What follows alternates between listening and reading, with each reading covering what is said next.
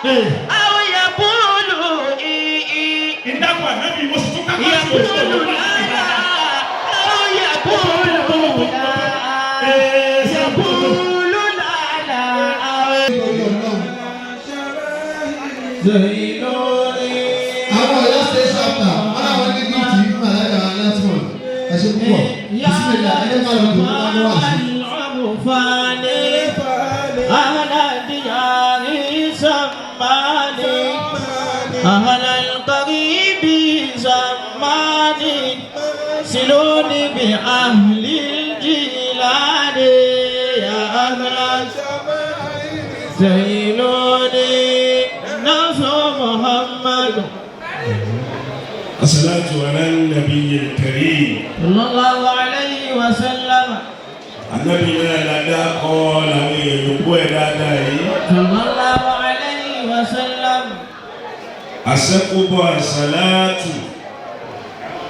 مولانا أمير الجيش اللهم صل يا ربي يا غفار اغفر لعبدك يا حيا صلاتي يا ربي يا غفار يا ربي يا غفار اغفر لعبدك يا حيا صلاتي. بسم الله قل هو الله. Moki baba mi katibi.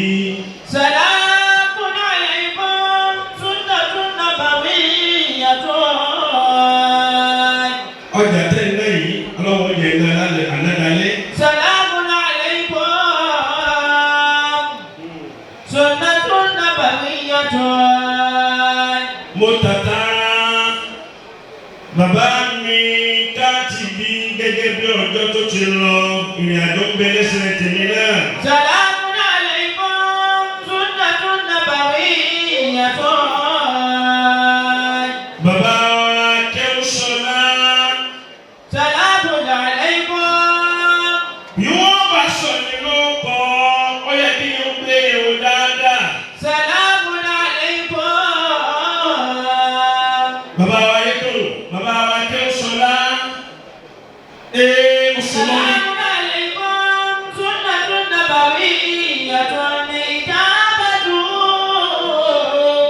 fardun ala kulli muslimin. Abiyamọ kò fẹ́ jèrè ọmọ, kó má yẹ kó sí ọlọ́run dáadáa. Salamun alaykum sunnatun nabawiyyatun. Ẹ wá náwó bí pẹ́ ní ẹ̀rọ tẹ́ fi ń tẹ̀ owó nínú ilé. Àṣé gbólóhó bá ń ṣe fàárí. Tó ń bẹ ní dàda ṣùráyá. Àwọn aṣọ fọlọ́wọ́ náà ń pé Anton Laija Nasayige ní Yohana ní Karashi. Kábàlẹ̀. Laija Nasayige ní Yohana ní Karashi. Wa anta alal kawakibi qad jalastu. أنت على الكواكب قد جلستم لئن جلس الجميع على الكراشي. Ẹ ti fẹ́ lọ tipẹ́tipẹ́ àwọn ẹgbẹ́ kù ní kẹ́ tó máa lọ. لئن جلس الجميع على الكراشي.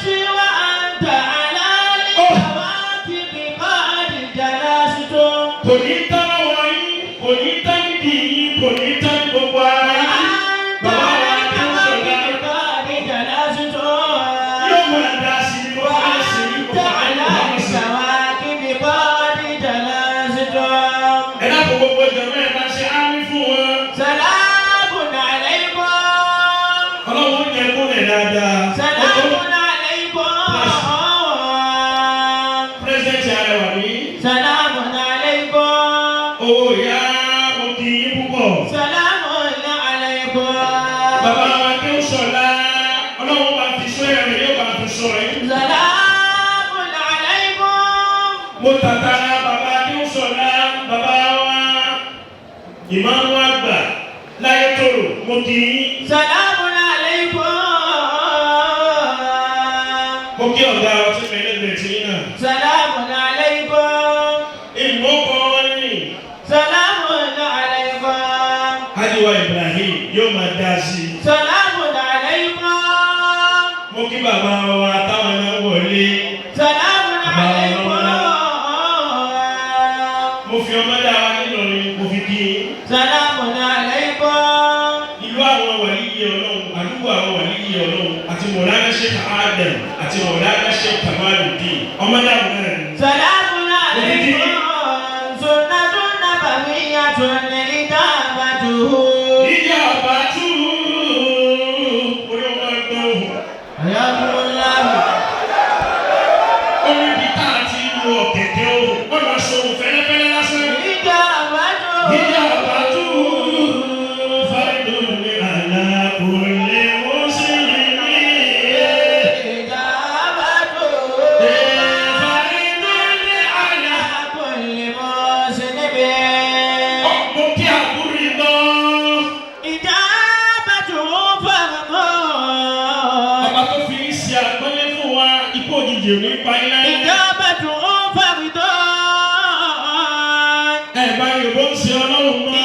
Ijabatuhu fardun ala kulli muslimin.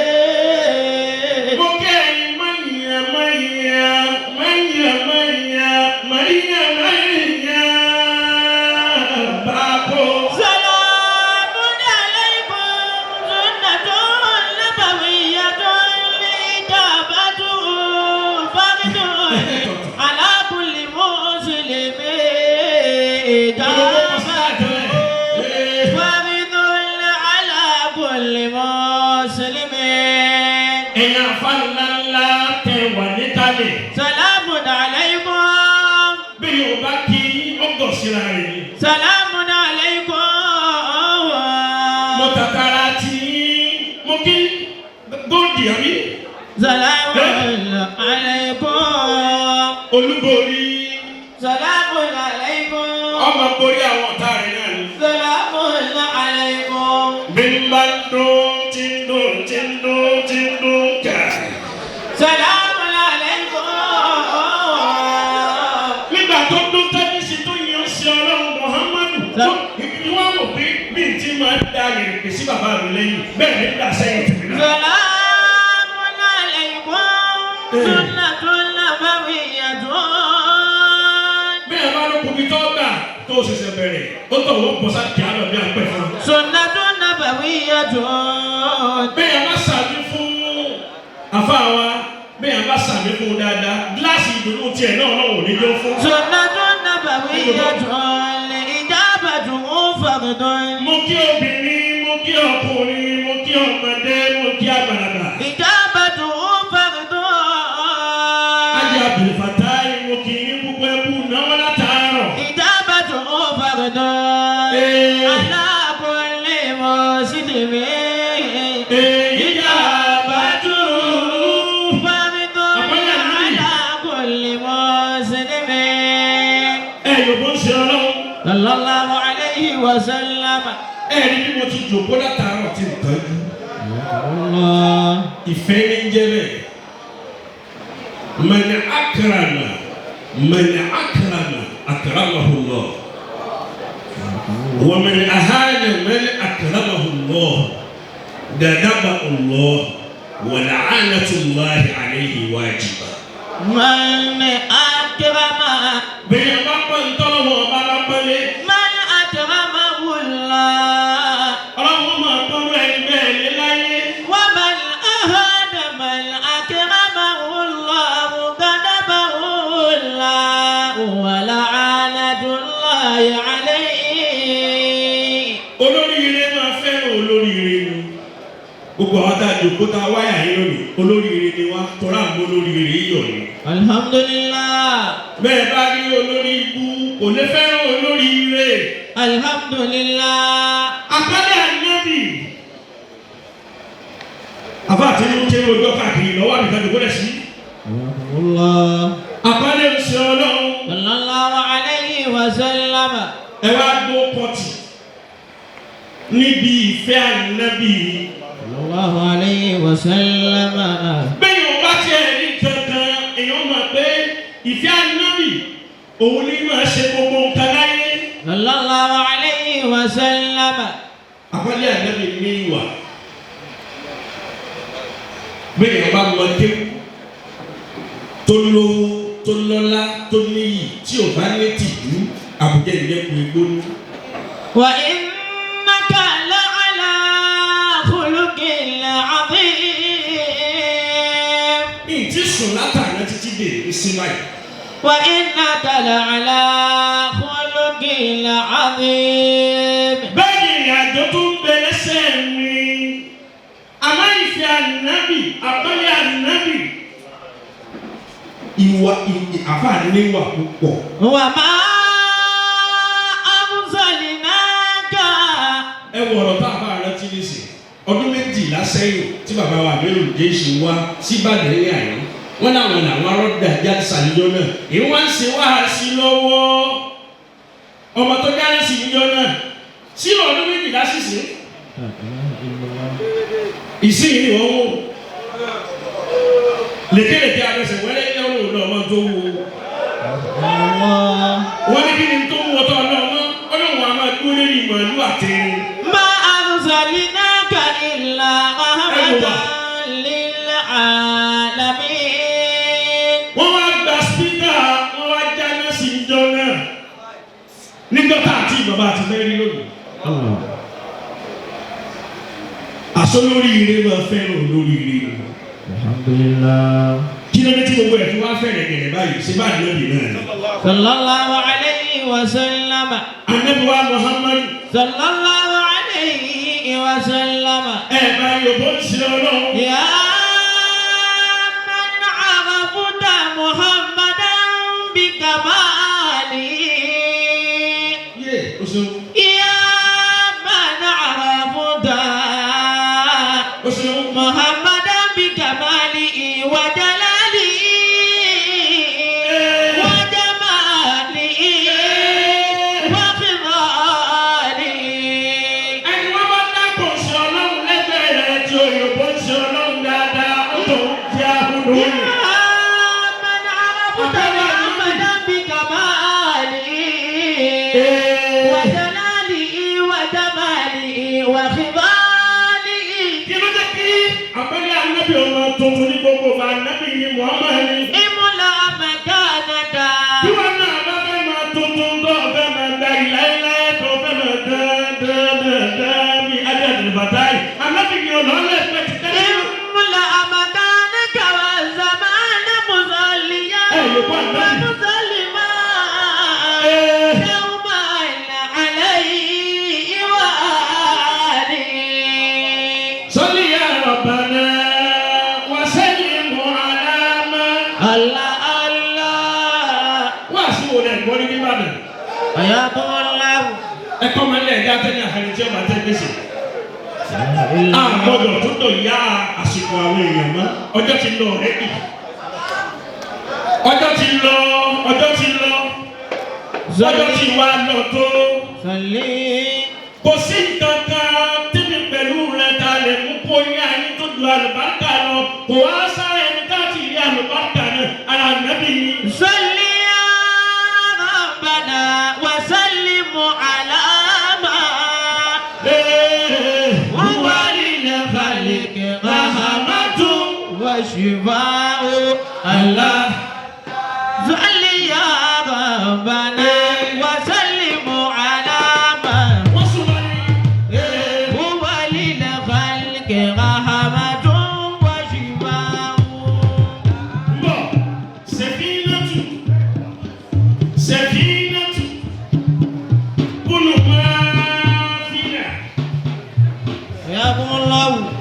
Sẹ̀fínà yìí ó fẹ́ràn òṣè Ọlọ́run púpọ̀. Sallallahu alayhi wa sallam. Ẹ bá yòókù ń ṣe Ọlọ́run. Imula makanaka wa zamana musalliya. Olúborí Sahabiyun Jalil إملا مكانك sábẹ́ alápẹ̀lẹ́ ni إملا مكانك òun ni tani òun ni Safinatu إملا مكانك yukanna bi abi Abdullahi wa ma pe Abu Abdullah والزمان مصليا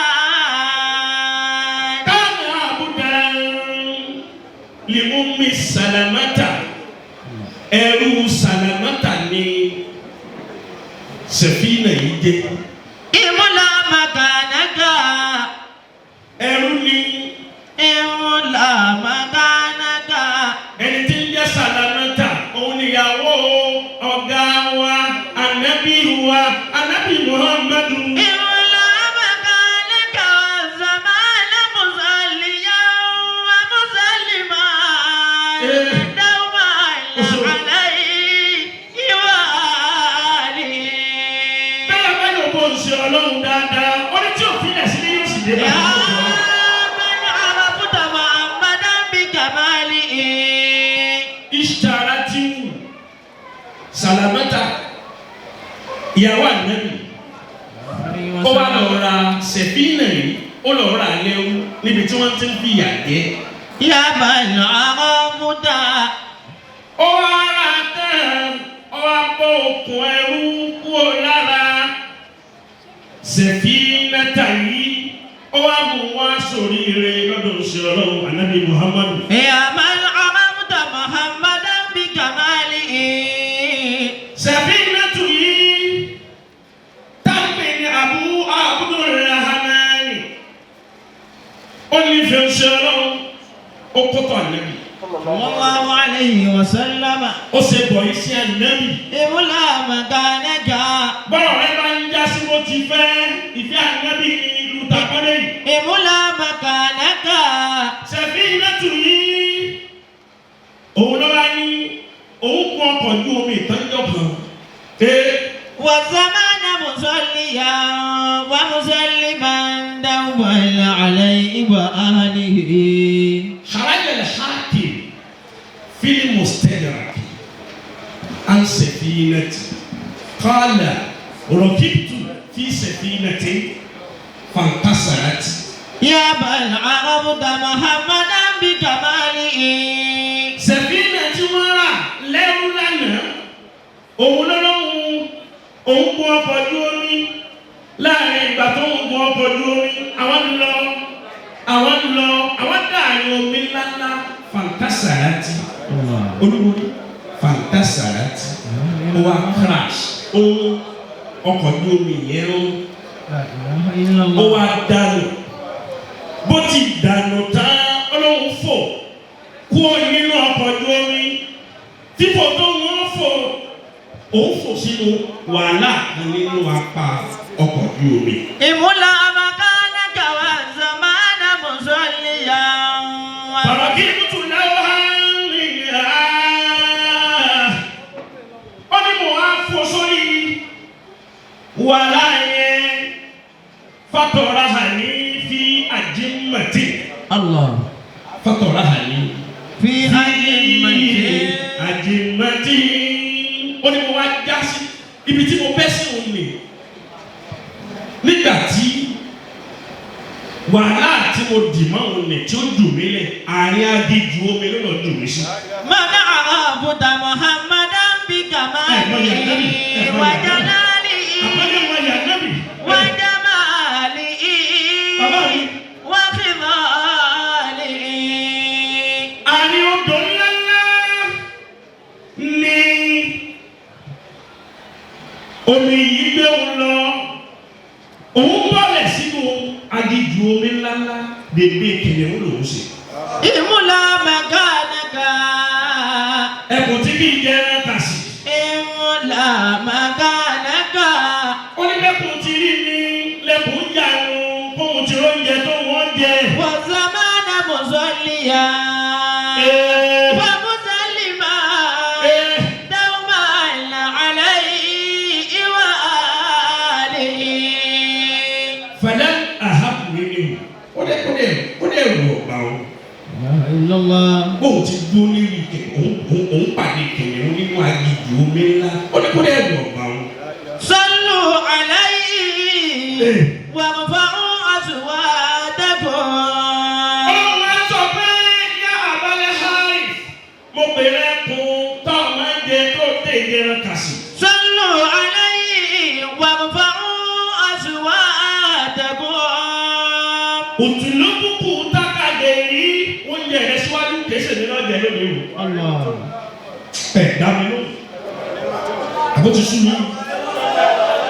Sẹ́yìn pé mo ti fẹ́ sọ di àṣàlátù látẹ̀ tẹ́lẹ̀. Àmẹ́lò ní iye hàn. Adé bí wọ́n ti mọ ilé tó. Kódà kò ní wà ṣíṣe. Eré rẹ̀ yá dànù. Sallu alayhi Ìwà àtúntà ni òní wà ṣíṣe. wa rfa'u aswatakum. Kí ni wọ́n fi bí wa? Kí ni wọ́n fi bí wa? Yaghfir lakum fi yawmikum qabla al-ghadin. Yaghfir lakum Ẹ̀yin ọjà ilé ìtàlẹ́ ni fi kò gbogbo.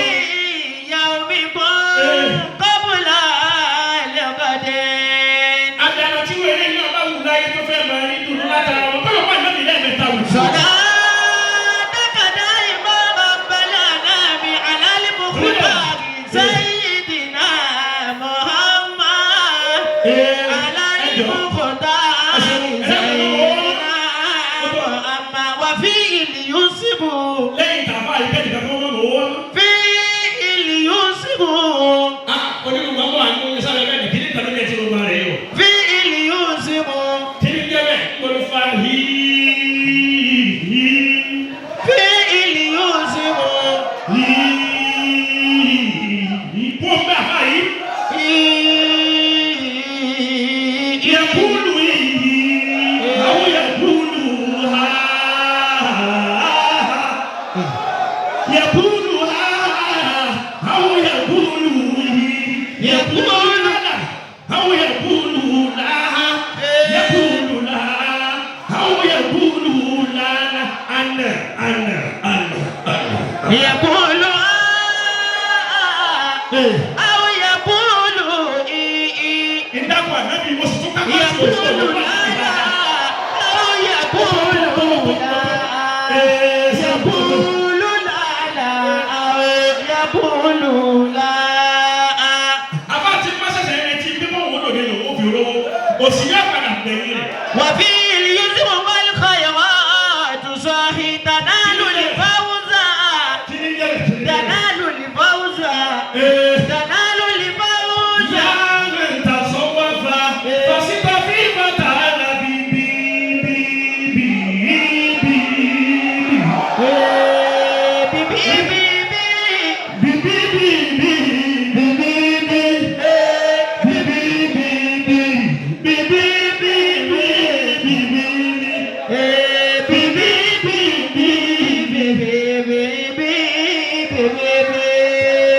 Ẹ wá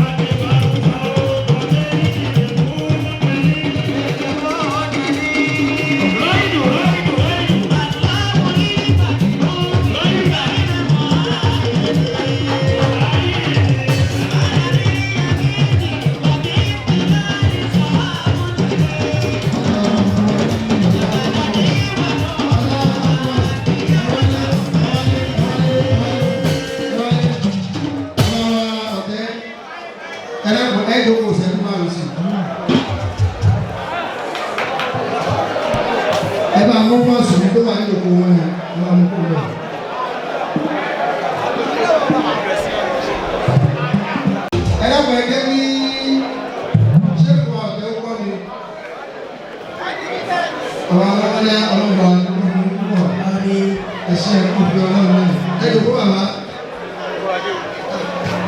Ọ̀rẹ́ mi aláàjì wa aláàjì Bello Ayétòrò ẹ̀ ní mú àpàdà sí aburú. Àwọn aláàjì tuntun. Ẹjọ́ kí ẹnì kankan máa yà fọ́tò kankan bẹ̀rẹ̀ mọ́.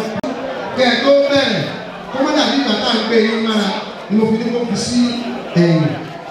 Kótó wá ní kò sí ìjà náà. Àpò àwọn ọmọ bàbá wa sílé lè. Pẹ̀lú ìsáàlù bàbá wa àgbà Mustapha Alimalifu Kòlìmọ̀lìfò bàbá wa sílé wọ́n lọ kùlé iná ẹ̀bá wa ṣe iná àtẹ ìlú bàbá wa ọ̀tẹ́ tí nǹkan bá dá abáyọ̀ ọlọ́pàá fọwọ́ lọ aṣọ nílẹ̀ yá. Tí nǹkan bá lò báyìí olúwa má da alákẹ́. Mọ́tò bá lọ bá lọ mọ́tò kò lò dá àbá wa tẹ́ ya mọ́tò ẹ̀dá kò tó yọ lọ.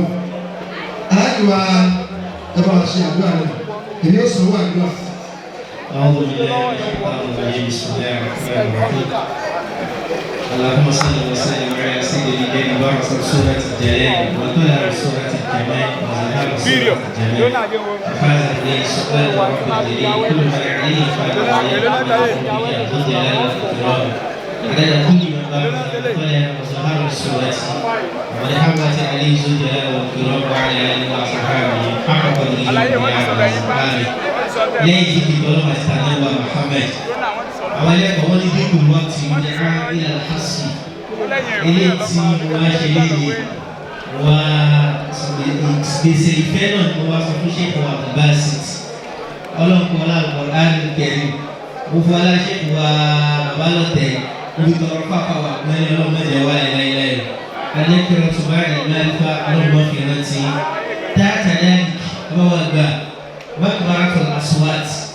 الشيخ أبوبكر Olayinka ولا شيخ يحيى أمير الجيش رحمه الله رحمة واسعة ọba tó ti tì í síwájú ọlọ́mọdé ayé padà sẹ́yìn lẹ́yìn ọba tó ti ṣe ní ìsáàlù báyìí gbọdá àgbà ánṣì ọlọ́mọdé kẹ́ wọlé abákọ̀ọ́lá láìlá ìlàlá wọlé Muhammadu Rasulullah wọlé alákàyè ọ̀pọ̀ tí máa láyé tí máa fi sọ máìkì kalẹ̀ ọlọ́mọdé tí ó bá mọ́wọ́ dání ó bá mi tẹ́wọ́ fún bàbá wa lọ́dẹ̀. ẹ bá ní àfi tí ó bá bímọ àmì àfi tí ó bá bímọ. tó bá lè bímọ pé yóò fojú sunkún ọmọ ni tí ó bá wá bímọ yóò ṣẹlẹ̀ ẹ̀yà gidi gan. ẹnikẹ́ni tó bá wò kúrò yìí àbí tí ó bá bímọ. àbí tí ó bá bímọ. àbí tí ó bá bímọ. tó bá lè bímọ pẹ́rẹ́ yóò fojú sunkún ọmọ ni tí ó bá wá bímọ yóò ṣẹlẹ̀ ẹ̀yà gidi gan. ẹnikẹ́ni tó bá wò kúrò yìí àbí tí ó bá bímọ. àmọ́ àpọ́nlé ẹ̀ka lọ́wọ́ sí pé ẹja ṣáánú ẹ̀ kó má ṣe kú. ẹja ṣáánú ẹ̀ kó má ṣe kú. lórí ẹ̀rọ amóhùnmáwòrán. lórí ẹ̀rọ amóhùnmáwòrán. gbogbo aráyé ẹja lókun. gbogbo aráyé ẹja lókun. ó ti rọ̀ lápá ó ti rọ̀ lẹ́sẹ̀. ó ti rọ̀ lápá ó ti rọ̀ lẹ́sẹ̀. sáàtì ẹ̀dá kùn mọ́mọ́ dé báyìí.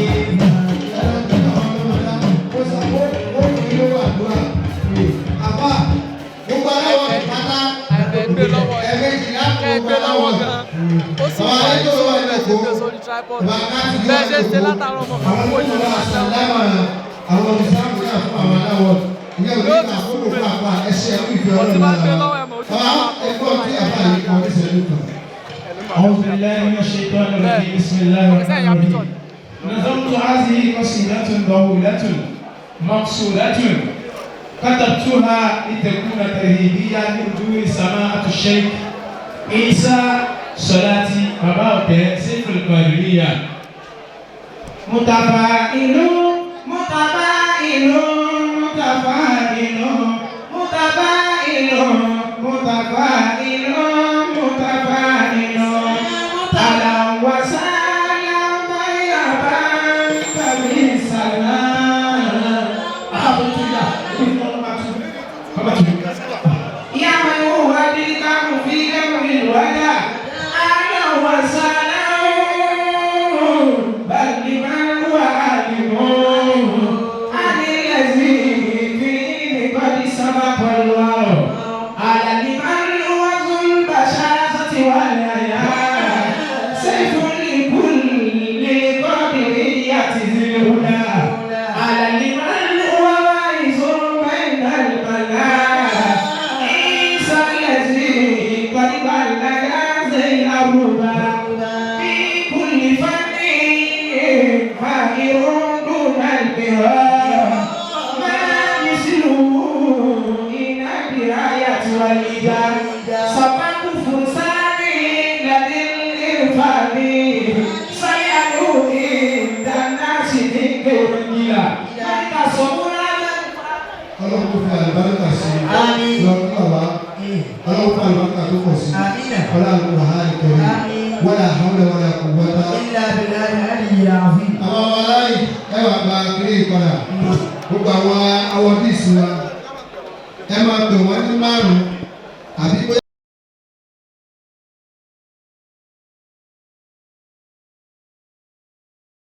Stay tuned for more interesting programs on My Naija TV.